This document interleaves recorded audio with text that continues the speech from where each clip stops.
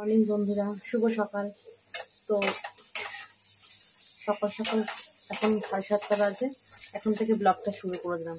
আর সকাল থেকে রান্না থেকেই আমি ব্লগটা শুরু করি। সকালবেলা ঘর দোর মোছা তোমাদের সাথে শেয়ার করি না, বাসি ঘর দোরের কাজকর্ম। এর আগে আমি একটা ভিডিও শেয়ার করেছি আমি ভোরবেলা কি কাজ করি না বলি। তো চলো, সকাল সকাল রান্না স্টার্ট করে দিয়েছি। দেখতে থাকো ভিডিওটি। ভালো লাগলে অবশ্যই লাইক, কমেন্ট, শেয়ার, সাবস্ক্রাইব করে দিই চ্যানেলটিকে। আর কী করি না করি সারাদিন টুকটাক তোমাদের সাথে শেয়ার করবো। আর কালকে জানো তো গেছিলাম বনবিভাগে, তোমাদের এই ভিডিওর সঙ্গে এটা অ্যাড করে দেবো, ঠিক আছে? আসলে যাওয়ার কথা ছিল না, ভালো লাগছিল না যেতে, কিন্তু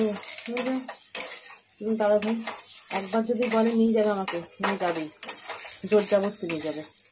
হ্যাঁ, আবার যেতে হলো রাত্রিবেলা। বেশিক্ষণ ছিলাম না, অল্প একটুখানি ছিলাম। যা মানে যেটুকু দেখেছি তোমাদের সাথে শেয়ার করবো, ঠিক আছে? তবে আগের মতন সেই গণবিবাহের জোশ নেই। কারণটা যিনি করতেন তিনিই বেছে নেই, তার ওয়াইফ এখন সেটা করে, ঠিক আছে? চলো, কি রান্না করছি তোমাদের সাথে শেয়ার করি। চলো ব্যাক ক্যামেরা করে দেখাই কি রান্না করছি। এই দেখো, এখানে নিম পাতা ভাজছি। যেখানে যদিও নিম পাতা বেগুন দিয়ে সবাই খায়, কিন্তু আমি আলু দিয়ে ভাজি, যেহেতু আমার বর বেগুন খায় না, আমিও খাই না অ্যালার্জির জন্য বেগুনটা। আমার বর তো মুখেই দেয় না, আমি যদিও বা একটু খাই, আমার বর মুখেই দেবে না। আর এখানে দেখো সোয়াবিন সেদ্ধ করে রেখেছি, সোয়াবিন আলু ডিম দিয়ে এটা তরকারি হবে। আর এই যে চায়ের জল বসিয়ে দিয়েছি, বুঝলে? এই করবো। আর কালকে একটু পটলের তরকারি আছে, তা আমি খেয়ে নেবো।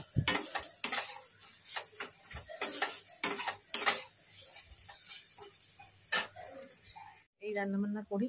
আর এদিকে পেঁয়াজ সব কেটে কুটে আমি গুছিয়ে গাছিয়ে নিয়েছি। ওদিকে জামা কাপড় ভিজিয়ে নিয়েছি, দেখাচ্ছি তোমাদেরকে। দেখো পেঁয়াজ কেটেছি, আর এখানে আদা রসুন, ওই যে ডিম সেদ্ধ করা আছে, আর এই দেখো সব ভিজিয়ে রেখেছি। কালকে পটল আলুর তরকারি, এটাকে আমি একটু পেঁয়াজ দিয়ে করে নেবো। পেঁয়াজটাকে একটু লাল লাল করে তেলে ভেজে নিচ্ছি।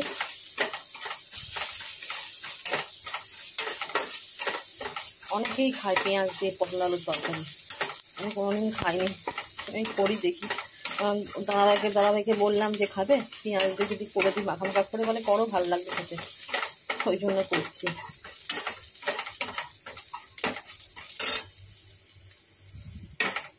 আর এদিকে দেখো সোয়াবিন ডিম সব ভেজে রেখে দিয়েছি।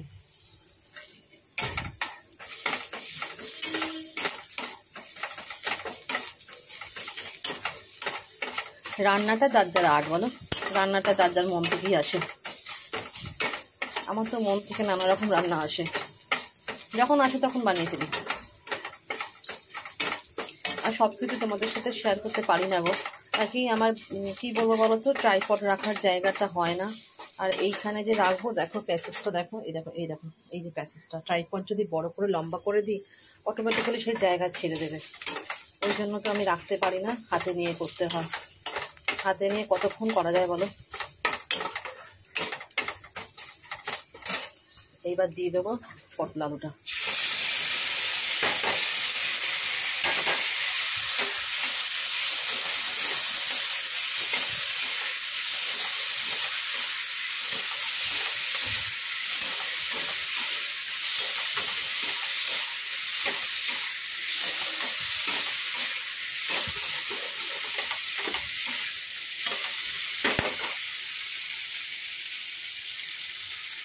দেখো এদিকে আমি সোয়াবিন আলুর তরকারিটা বসিয়ে দিয়েছি, আর এই যে পটল, আর এই যে একটু বাঁধাকপি ছিল, এখানে ভাতও বসিয়ে দিয়েছি।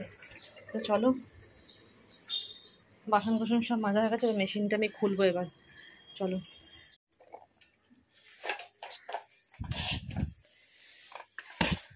রান্না হয়ে গেছে, ঝোলটা নামাবো।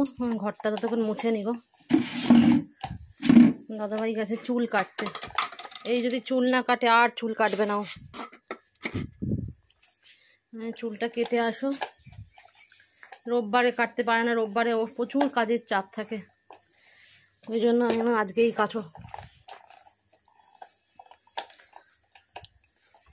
আমারও হয়ে গেছে, কড়াইটা মাজবো, ভাতটা নামাবো, মেশিনে সব কাঁচা দিয়ে দিয়েছি, এসে চরণ করবো।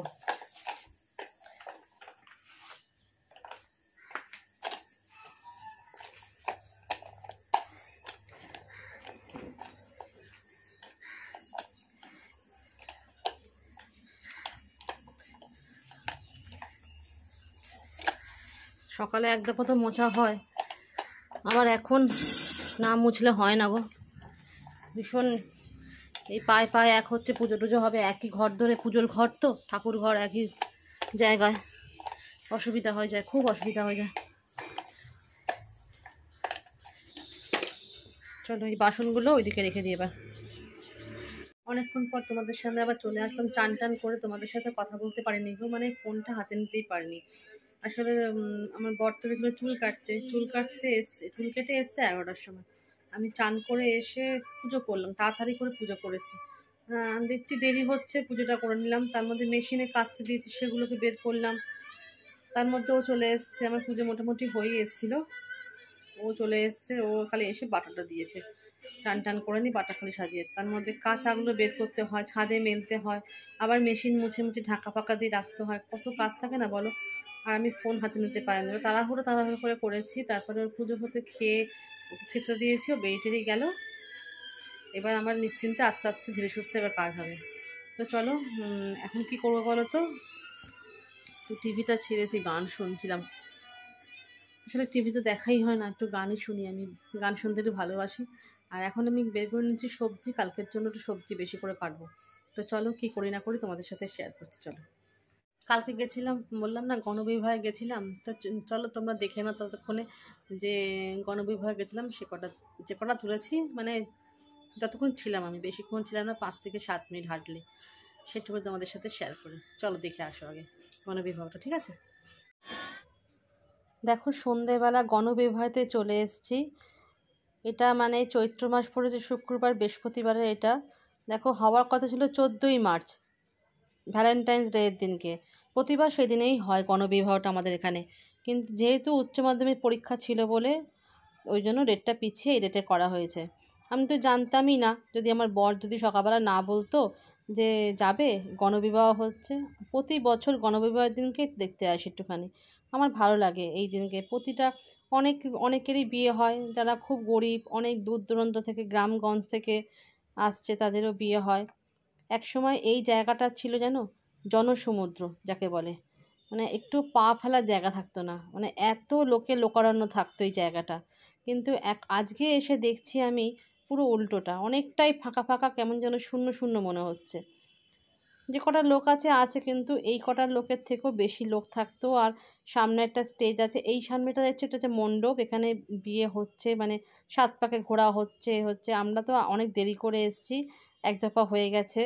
আর সকালবেলা অনেকেরই বিয়ে হয়, যাদের খ্রিস্টান মুসলমান তাদের সকালবেলার দিকেই বিয়েটা হয়। দেখো এই যে দূরে স্টেজটা দেখা যাচ্ছে, এই স্টেজটা না একসময় ছিল ভর্তি থাকতো, সব সময় লোকারণ্য ফাংশন হতো, গান বাজনা হতো। কিন্তু এখন দেখছি পুরোটাই ফাঁকা, অনেকটাই ফাঁকা। চারিধারে ঘুরে ঘুরে দেখছে। আর এই পাশে দেখছো না লেখা আছে দিনেশের ফুচকা, এখানে ফুচকা কেন, অনেক কিছু স্টলই এখানে বসতো, শুধু ফুচকা না।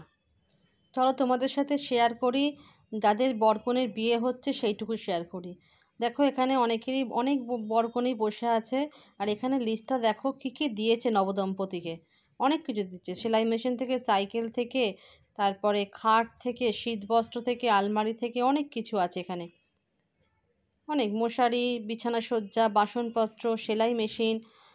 তো দেখো এখানে সামনে বরকনে বসে আছে, একদিকে পুরোহিত মন্ত্র বলছে আর এদিকে বিয়ে হচ্ছে, সেটাই তোমাদের সাথে চলো শেয়ার করি। আসলে সামনেটা একটু কিছু লোক ছিল, ওনাদের সরতে বলে তারপরে আমি তোমাদের সাথে শেয়ার করলাম। তো দেখো আমার সামনেই ছিল একটা বরকনে, সেটাকেই শেয়ার করছি। একদিকে দূরে কিন্তু মন্ত্র ঠাকুরমশাই বলছেন আর এরা সেই মতন মন্ত্র পড়ছে।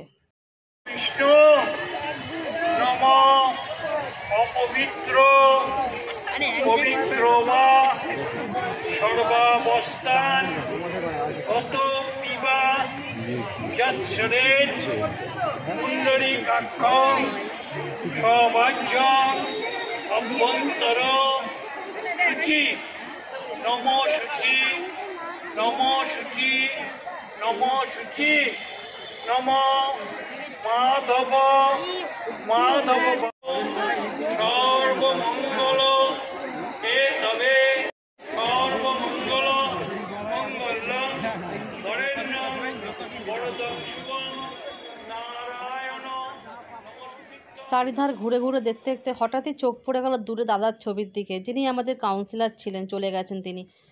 খুব মনটা খারাপ হয়ে উঠল দাদার ছবিটা দেখে।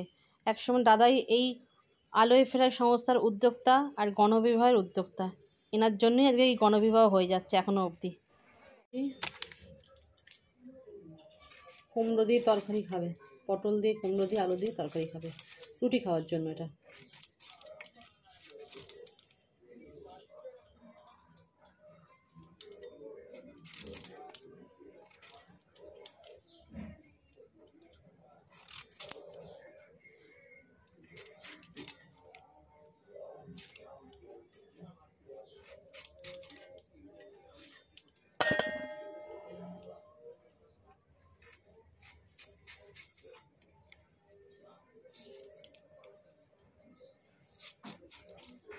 সবজি যদি এখন কেটে না রাখি না, সকালবেলা এত দেরি হয়ে যায় কেটে কুটে রান্না করতে, সে ছুটি থাক আর কাজ থাক, সে যাই হোক না কেন, আমার সবজি কেটে না রাখলে অসুবিধাই হয়। সব কিছু করে গুছিয়ে গাছিয়ে রাখবো ফ্রিজে, তবে আমার শান্তি। হ্যাঁ, আমার হেডেকটা মাথায় কম থাকবে। আসলে কেটে কুটে রান্না করতে গেলে সত্যিই দেরি হয়ে যায় গো। ওই জন্য আগের দিন কেটে রাখা সব থেকে বেস্ট কাজ।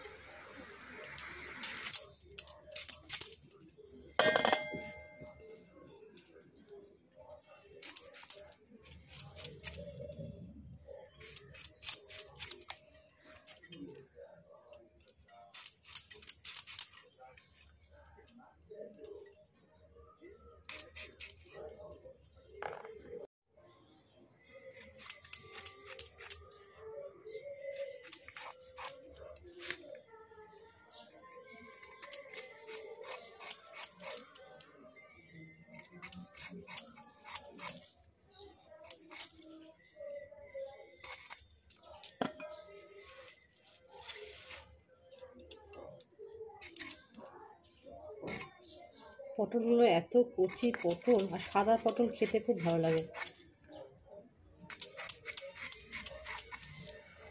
আমাদেরও যতবার পটল আনে এই গরমের মধ্যে সব সাদা পটলই আনে।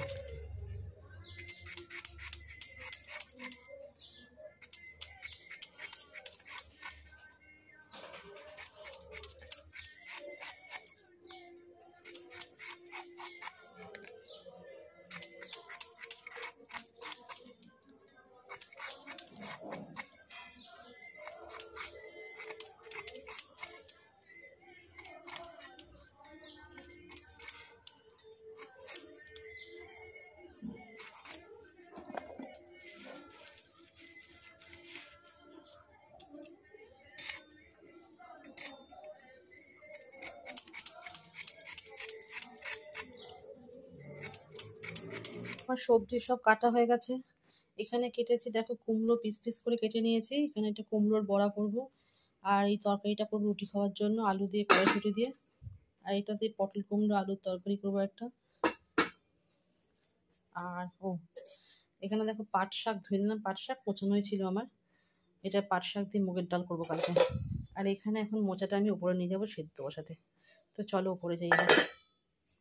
খাওয়া দাওয়া সব হয়ে গেছে, এখন বাজে ঘড়িতে 3টে বাজে 10 মিনিট বাকি। খেয়ে নিলাম তাড়াতাড়ি করে, একটু শোবো, ভালো লাগছে না আসলে, খুব ঘুম পাচ্ছে জানি না তো ঘুম হবে কি না।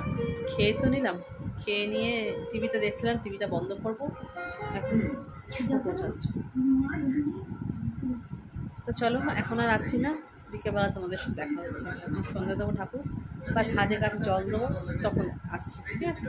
চলো এখন একটুখানি শুয়ে রেস্ট নিই, চলো পরে আসছি।